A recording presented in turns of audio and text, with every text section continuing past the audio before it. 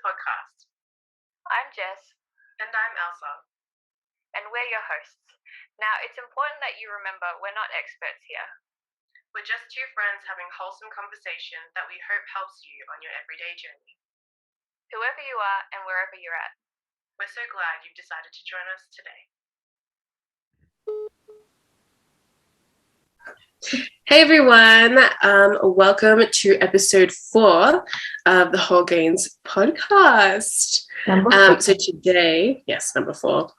So just a little recap. In our last episode, we were talking about masking, the difference between masking and wearing a mask in terms of having boundaries around people and places where you can express yourself safely, or are you like changing your personality up so you can feel like you can fit in. And just the way that impacts our growth and living authentically and all of that as well. And today we want to move into applying being ourselves and living authentically, specifically in friendships. So what does that look like, and what Jess and I have learned in our own friendships with each other and with other people as well. And I guess wrapping it up with what would be the ideal friendship from everything that we've learned as well. Not like an ideal fairy tale kind of friendship, but a realistic, wholesome, kind friendship. And even like maybe talking about friendship with ourselves too, because I feel like that's a part of knowing ourselves, how we get to know ourselves. Like that's literally building a friendship as well. So that is what we're going to be talking about today, if I use all my words. So I'm going to start by throwing the question to Jess because she loves this. Yeah, my favorite part. But it's fun. So, Jess, how would you define friendship? Or even describe it. I mean, they're both interchangeable, slightly different, but Yeah. Okay, friendship to me now in my current state of being is about the pursuit of pursuit and willingness to understand and witness who someone is. Pursuit and willingness to understand who someone is. Yeah, look, there's a whole bunch of words in there. I feel like you could probably order them in a slightly different way that would make more sense. But essentially, to expand, it's sort of like my point of view in the world, and I don't know if this is like naive or what, but it's always been everyone's my friend, right? Like until there's a reason for me to maybe not like you, or that we just establish that we don't vibe together, or whatever. And even then, like it's sort of like innocent until proven guilty, right? You're my friend until maybe you're like an acquaintance. Yeah. Oh, right. Yeah. Okay. So when I encounter people at work or strangers on the street, meet mutual friend, like, or a friend of a friend, and then become a mutual friend, that kind of thing. It's like I always enter that with like, okay, you are a friend because we're both people, humans in this world, and I know that you have inherent value to offer, and so I have a willingness to witness that. And in some ways, I am beginning to pursue your character in greater depths. And I guess at the start of a friendship, you don't really know to what depth that will go. It could just be a very passing conversation and that's it. Or it could be that you hang out a few times, then you lose contact and that's it. Or it could be that you have a digital friendship like ours where you can only catch up online, and that's fine. And each thing takes on a slightly different form in terms of what it looks like. But you have both those elements of like, I see this person and I am willing and I want to see them as they are and understand them. Even if I don't understand all the time, I want to, and I'm going to try and put the effort in to do that. So that's what friendship is to me. That's beautiful. And you know what? It kind of reminds me of all facets of relationships. Like, I think that's essentially what we're trying to gain from all of those, or hope to, achieve in some way, even with family, even in romantic relationships, even in working relationships. We want to be able to be seen for who we are and accepted and respected so that we can thrive with other people. Yeah. Yeah. Which I think is like just a key point to make. Sorry, you were going to say? Well, I think probably it's what you were about to say, potentially, where the fact that we're starting in this relationship section of the series on friendship, because it is such a foundational thing to all of those things. So it kind of permeates all the different kinds of relationships you have. So yes, go on. Perfect. No, basically I was going to say, that's why we're starting with this topic, because it is absolutely foundational. And I guess as we unpack it, we'll see how it is foundational more from the beautiful description that you've given us as well.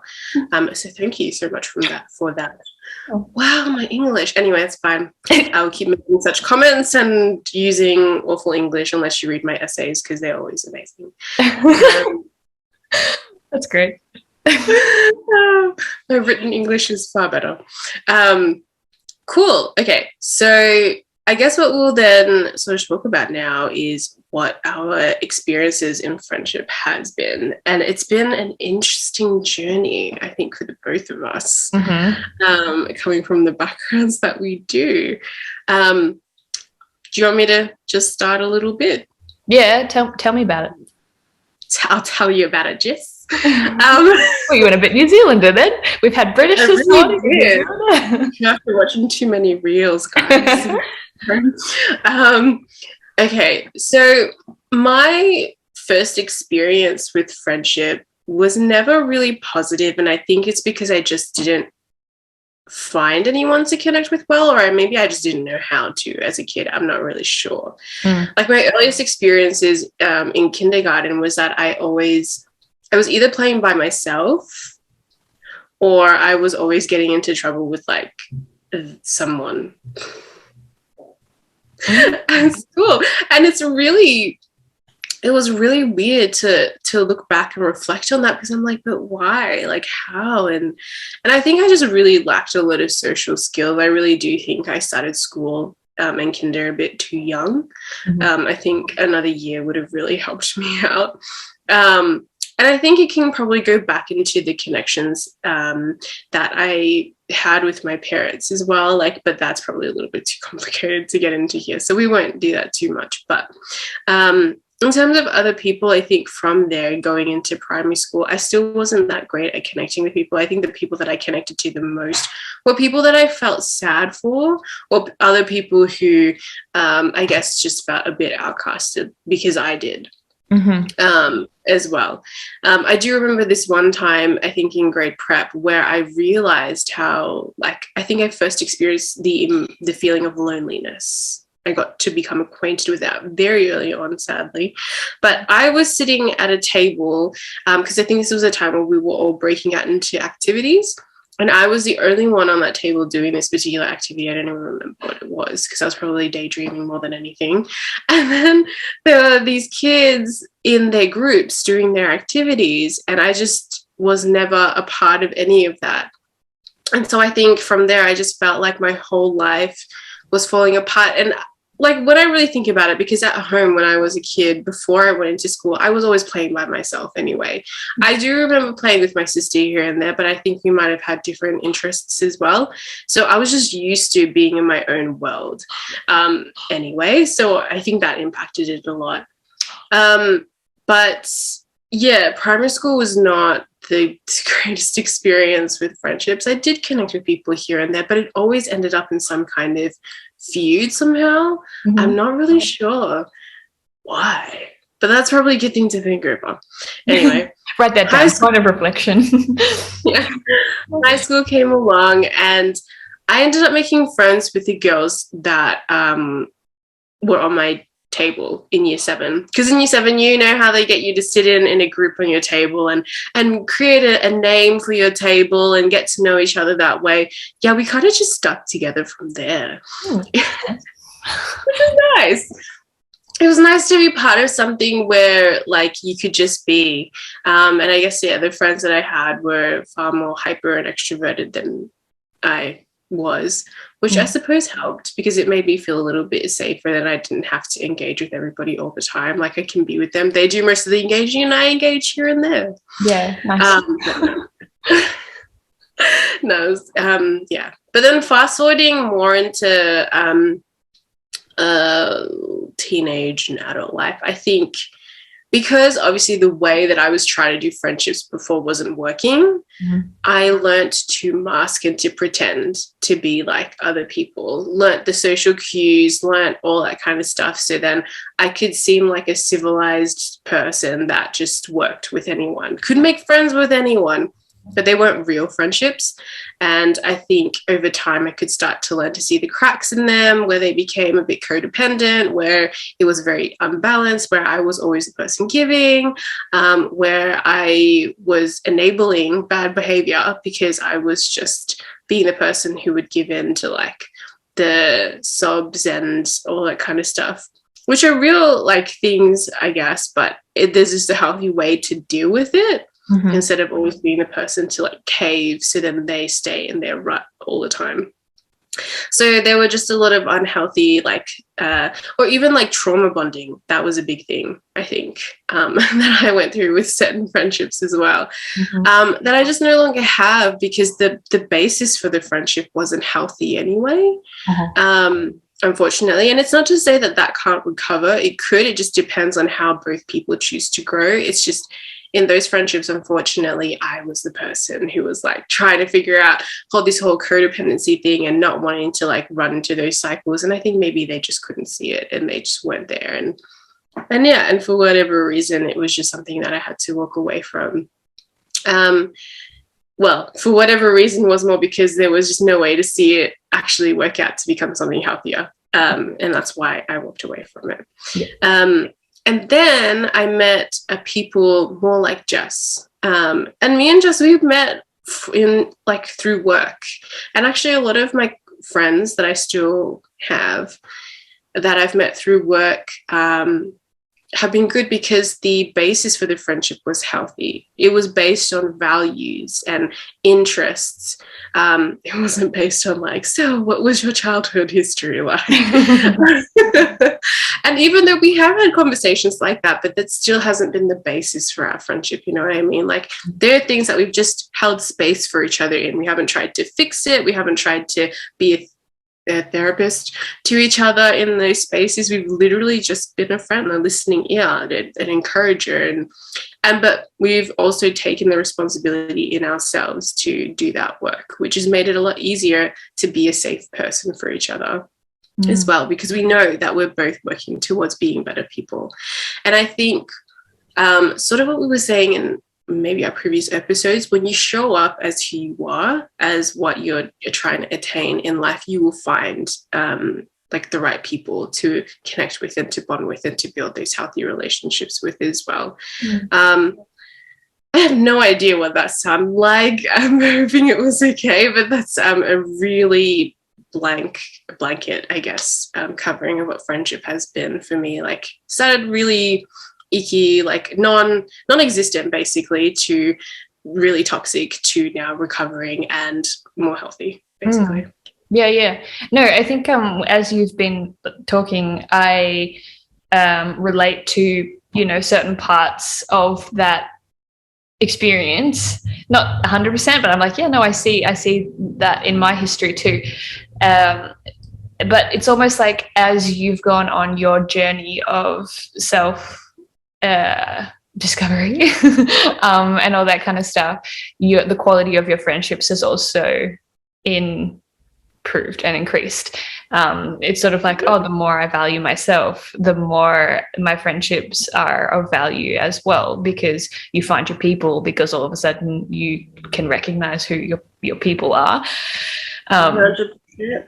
Yeah. And I think of like the verse in the Bible that's like, iron sharpens iron, and, you know, we're supposed to, you know, hold each other accountable and, you know, work together in the community to keep each other peachy. I don't know, you know, We often interpret that as like, I'm going to call a brother out in love, but I'm going to call a brother out, and it feels like a very aggressive, like, you know, iron sharpens iron kind of thing. But actually, I think it is just more so that creation of a safe space so that people know that they can be who they are and be challenged, but in the most gentle, loving, and nurturing way.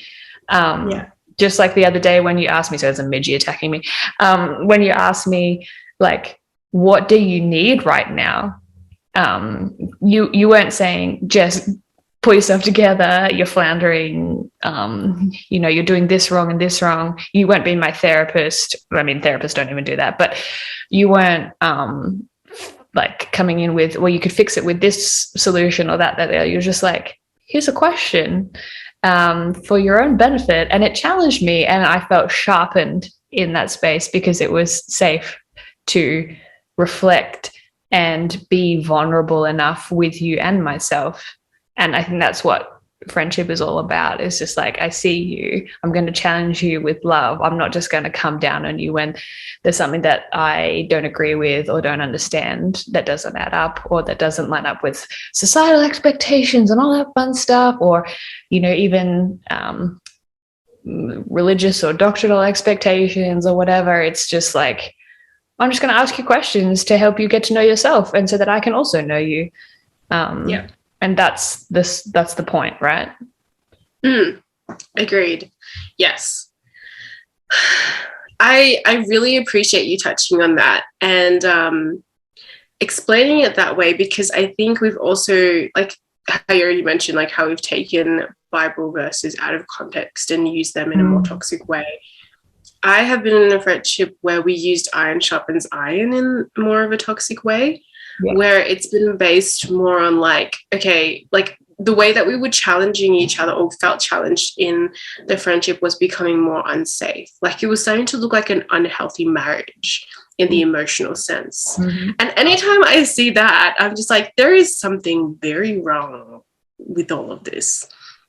And I wanted to try and figure out what it was so that we could repair it. But it just wasn't working. It wasn't really meshing. Like, I don't really know why. Maybe it's just because we didn't bond for the right reasons. So like there was no way to like recover that.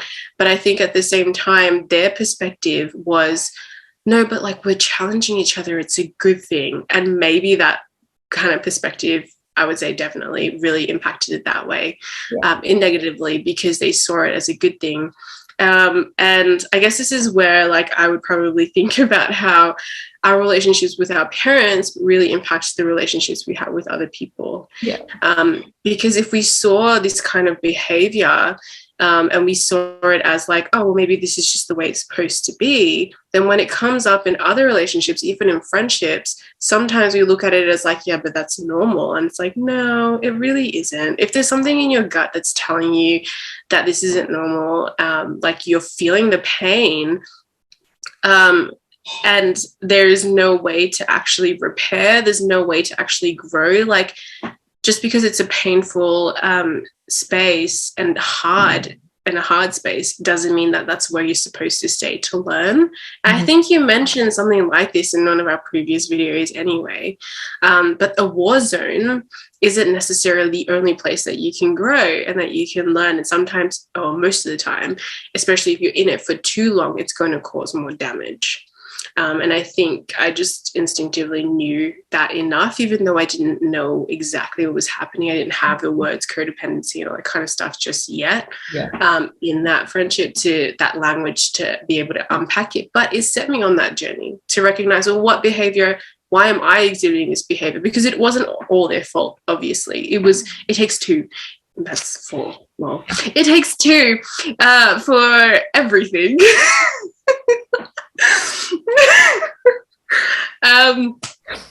So yeah, but like also, as we've already sort of touched on, the way that we end up continuing on in our journey will then naturally impact the way that we connect with other people as well, positively and negatively, and all the rest of that too. And yes, so amazing. That's really great.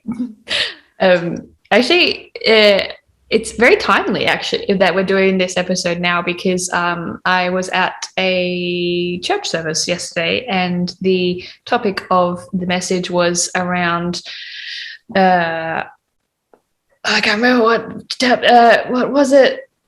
Hang on, I highlighted it in my thing, but essentially it was talking about when Jesus sent his disciples out in twos and said, "I give you my authority." Yes, that's what it was about. It was about authority, and the power of that. Like, it's like, yes, you're not fighting against flesh and blood, but the authorities of Satan, basically. But I give you my authority, which is bigger and better and more awesome than that. But throughout this kind of conversation, it was a really beautiful message. And the speaker, she touched on the fact that Jesus sent his disciples out in pairs, and they came back as pairs. And it's sort of like we're supposed to go out in mission together and in life together, because life is a mission. And, you know, sometimes you might feel irritated, frustrated, exhausted, worn down, and it's not always your partner's responsibility to just be like, pull your stuff together, get back up, like a drill sergeant kind of thing, or just drag you through stuff, but actually just turn to you and say, "Peace, be still, like, I've got you." And I was like, oh, and it just like that, just to stop and just be like, "Peace, you're okay. You don't have to keep striving right now. Like, I got you." Like you said, you might feel like you're in a war zone. I think we sometimes sensationalize suffering and hitting rock bottom. Like, oh, I have to like be at my worst before I can grow. I have to be torn down before I can flourish. And it's just like, you don't have to be like, yes, you're buried to grow, but you don't have to search for that or do that to yourself. It's so beautiful when you can learn in happiness too, and to have people around you that will bring you into that and just say, "Peace, be still," and remind you of that promise of peace. Is really beautiful. I started looking for the passage on my phone, and then I distracted myself with my monologuing. I'll see if I can get it. But does that kind of make sense? It's just sort of like, you don't have to always be like all the time. No, and I think it also describes like the responsibility of both people in any kind of relationship, but especially like in a friendship and the foundation of friendship. Like, it's the awareness that we build and the growth that we encounter. Most of that responsibility is our own. Would you say? I would say like all of it is, but like pretty much it is. But there is the influence of other people in our lives that has an impact as well, that can help us be responsible better for ourselves. So yeah, we wouldn't say that people would be responsible for us or us responsible for other people, but rather there's the influence and the impact of being connected with other people that encourages our responsibility for ourselves, and vice versa, if that makes sense. Yeah, it does. So then having that encouragement and that support allows us to take steps back when we need to, when we forget to, or, you know, to take steps forward when we're afraid, or like we just don't think we need to either. You know, we all need that motivation, and we need those reminders, and like it's in our nature and our design for like to have those connections, and those connections aren't merely for that. I think it's really just enjoyable to be able to be with people. Like there doesn't have to be any other purpose than to just merely exist together as well. That's also a really beautiful thing, and I think we really kind of forget the essence of that being essentially what connecting is. It's nice when all those other things happen too. No. I think we forget that God is ultimately a God of delight and joy and pleasure, and that's what he wants for us. And whilst the suffering happens, he's like, that wasn't actually my plan. And there can still be beauty around this as well. And that's what I want you to experience with one another. For sure. And I think to be able to, like you said, you know, you'd been experiencing this stuff in friendships, and potentially just didn't have the language to kind of put around what you're feeling and understand yourself. It's sort of like if you're in a dark room or you're blindfolded and you're trying to fight off this stuff that you can't even perceive. But when you start to, or like when the light starts to come in the room or the blindfold starts to come off, you can know what you're facing and more effectively deal with that and teach the people around you who you are in that space and how they can best support you in that as well. And that's where friendships flourish too, as long as they have a willingness to do that rather than, you know, projecting their own stuff as well. It's sort of like, you know, if someone's in a spot, that question of like, what do you need? It's not just, well, maybe we could do this or this or this. It's just like, actually, what do you need? And giving them control in the situation and working together in that space and removing that transactional kind of perspective that we often have on friendships and love and that kind of thing, or it's like I have to be giving in order to receive, and actually it's just about being, and that's the beauty of relationship. It's not give take, there is that, but overarching it's just being and existing. So I really like what you said about just spending time and enjoying that and having fun. Why not? Yeah, totally agree. I would probably go on to also say that if we base our connections with people on just being ourselves and being with them, just the word being itself, being the foundation. Keep saying it. For our connections with people, then we probably won't ever have to worry about how much we're giving and how much we're receiving, and just the balance of that and the cycle of that. Because if we're already living in that in ourselves, that's where it will come from. Basically, if we're ever like lacking anything in ourselves but expecting it to come from an outward source, we're going to be disappointed. And hopefully we've experienced that enough to recognize that it starts with us now that we're responsible adults. But yeah, or something like responsible that. Yeah. But if we come from the space of just not having those kinds of expectations, but living out the life that we enjoy and that we feel fulfilled by already, then that's going to naturally impact our connection with other people. But if we come in with like the needs and the wants to give and to receive, just be mindful to check where that's coming from, because that's going to then determine whether your connection with this person is going to be successful or not. And I don't think it's a bad thing to ask the other person, like, what are your views on friendship as well? Like, or what are you wanting to really get and like grow? How do you want to really grow and stuff? I think like those are really helpful questions. You'll figure out how you want to ask them anyway, but you can also just naturally get to know that when you spend time with somebody. You'll see the cues, you'll hear the words, you'll know whether this is for you or not, but you'll know that more clearer if you know yourself. Yeah, I think like those sorts of conversations are really important, but they can be really scary as well, because you do stand to change, and you do stand to lose, because what if you get the answer that you don't want?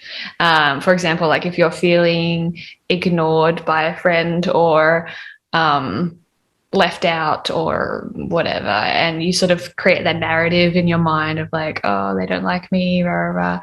If you determine that friendship is important, then you need to seek clarity. But asking that question can be really scary, because what if you say, hey, like I'm asking because I care about our friendship and I just want to make sure we're on the same page. What's been going on? Because this is how I've been feeling, et cetera, et cetera. And what if they do say, yeah, actually, I find that our friendship is a bit exhausting and I need to take a break. And that's like that would crush me like a ton of bricks. And just even thinking about the possibility of someone saying that I really care about is challenging, coming from, you know, a people-pleasing background and a place where I just want to be friends with everyone on that deeper level and that kind of thing. It's just like, but it is far better to seek the clarity and to take that risk than to just stick with things that aren't serving you, or that are creating chaos within yourself that one might not need to be, because that's not actually the reality, that what's in your head isn't actually what's going on, or that it is exhausting for you as well, and maybe you just need to move on from that, or change, or redefine the friendship, or don't just sit in sinking sand. Yeah.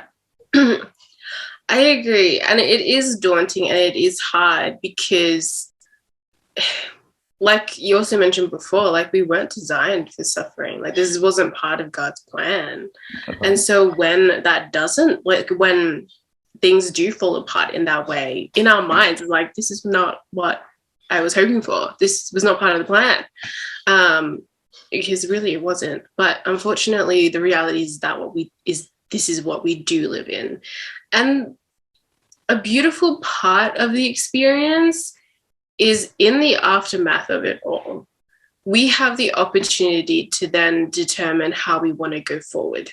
We have the opportunity to then determine to get to know ourselves more, but also to make more calculated and honoring decisions in connecting with other people, to ourselves and to them.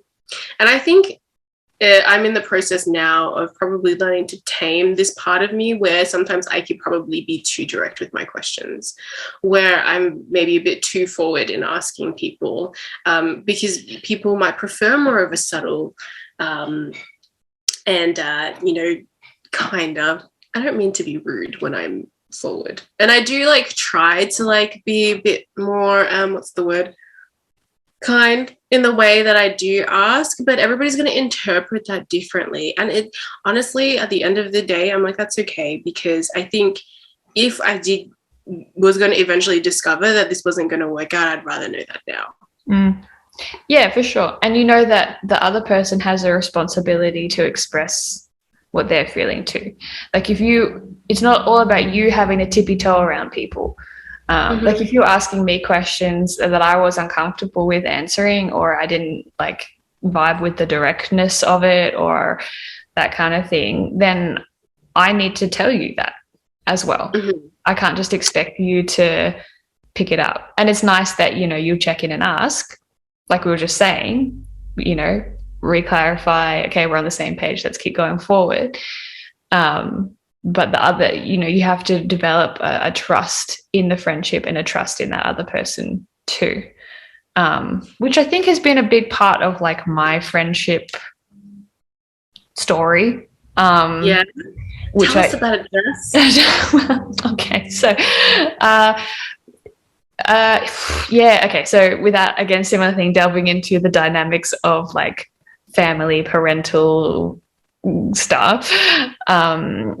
Primary school, I think I mentioned this before as well, I was a pretty background kind of kid. I just was middle of the line, well behaved, smart enough, I don't know, whatever. But I found that I was that sort of kid that just was sort of friends with everyone, but didn't really have deep connection. I know that through, I know in kindy I had a really close friend. She had orange curly hair. I can't remember her name, but she left after a year and a half. So it was just deep friendship gone. Year one, I had a friend, her name was Cassie. She had long blonde hair, and she was a fast runner. Again, she good friends for about a year, but then she moved schools. And it was just this pattern of deep friendship gone. And it's just and I am the sort of person that invests in people very quickly. And that is both a beautiful thing, but also very not awesome sometimes. Because I feel that's what a big pattern of my friendships has been, is invest and then deep hurt as a result. But I remember later in primary school, there was a group of 4 of us, Nicole, Nicola, Emma, and myself. And we were the gang. We'd always hang out and play games and stuff. And whenever there was conflict in the group, we'd do this thing at recess and lunch where, depending on who was upset or whatever, they would go sit on a bench and the other three would kind of hang out. And then one at a time, we would go and talk to that person who was having the issue and talk about, this is how I'm feeling, this is what's going on. And we had like this really beautiful system of just like, let's just one at a time have these conversations, clarify, and then come back together as a group, and we were all good. And that was just so beautiful. Yeah, I was like, I'm thinking about it, I'm like, wow, we were so mature because we were only in year like resolution skills. 4 to 6. This is like what happened. So we were what, 9? Yeah. And that's what we do. And like that, we had the depth of friendship. But then, you know, year 7 and then moving into high school, like we finished school and I never saw them again. So however many years of deep friendship, like beautiful communication, lots of fun, so much fun. And then I went to a different high school. I think we all went to different high schools, but I never spoke to any of the people from primary school ever again. And so it was again, deep friendship gone. So then high school, you know, you start again. And first couple of years, just sort of friends with everyone, different groups, no standouts, yada, yada. Developed a good friendship with 3 girls, Sarah, Tamara, Emma, and, you know, other people around that. And then just it faded out. And again, finish high school, graduate, and I have never spoken or seen any of them ever again either. And it's just like there's never been this consistency of friendship. And similarly, I went to a different uni to everyone from high school. So you start again. And yeah, had a couple of friends through undergrad, but like not really. I was sort of like a get in, get out kind of person. Post-grad, I made like a few close friends. But again, you graduate and I don't see them. And I look back on all of this and I'm like, what the heck? Like, what is wrong? Like the only friendships that have stayed consistent are the more church-based ones. And I think that's purely because it was just this consistency of seeing them more often. But my church-based friendships is like a whole other kind of story. But I'm just like, why is this my pattern where it's just that, but. And I obviously automatically attribute that to myself as being like, well, I'm not worth investing in. People don't want to follow with me, yada, yada, yada. But what I've discovered is, yeah, maybe there's an element of that. I don't know, whatever. But it's actually that I have trust issues because of my perception of self-worth, where I'm actually keeping people at an arm's length. Because I don't want to keep investing because I've been hurt so many times before. If I keep investing and then find that happens again, oh, well, I just don't want to go through that hurt again. So I'm going to have a wide spread of friends, a good network of friends and people that I know, that I get along with, that I laugh with, hang out with sometimes, or just am happy to see in passing and have good chats with, but that's it. Because if I go deeper, I'm going to be hurt. And I have massive abandonment issues and rejection sensitivities and all this kind of stuff. And so if I don't have the consistency of friendship, then I risk those feelings. But then it kind of comes back around and bites you anyway when you find yourself in a place where you're craving that connection and you set yourself up in this bubble where you want someone to pop it, but you don't know how to do that. And really, ultimately, it's only you who can. So it's really been empowering for me to figure out, it's not just like, oh, it's my fault, but actually, okay, no, I do have a responsibility to my own healing and my own self to know that, because people, you know, if I'm holding them at arm's length, if I created this bubble, then they can't, it's a fortress that I have created that I didn't need to. And it's only by getting to know myself and looking after myself that the bricks in the wall of that fortress can start to be removed. And authentic, real friendship and relationship and connection that I feel safe in can start to develop. And that's where, you know, I took a brick out of the wall and you crept in. And, you know, various other friendships and relationships along the way, whether they are still a feature of my life or not, they've all kind of been teaching me what real friendship actually is. And that's kind of like what I've learned and what I spoke about, what friendship now means to me at the beginning of this whole conversation, is the willingness and the pursuit of. But I had to go first in the pursuit of myself before anybody else could pursue me. So that's, yeah, that's kind of like, yeah. And I still like, I struggle with feeling like I'm being left out and that I'm not considered and that people don't actually want to spend time with me. And, you know, all those normal, I think, feelings. Yeah, very normal. But I see them. Sad and would be great if it never happened, but unfortunately, it's very normal. Yep. But that's it. Like, you see them for what they are, and they all of a sudden are less scary and easier to kind of express and figure out and move through and heal from. So yeah. And now I've got you, I've got Nicole. She's a pal from, actually Nicole is like one of my only friends that I've known her since I was like 4, and now like beautiful. Esther, another good friend. I just like, it's important to recognize those people, that do stick with you. But when it hurts, feel the loss, grieve that, keep going. Yeah, absolutely. Okay.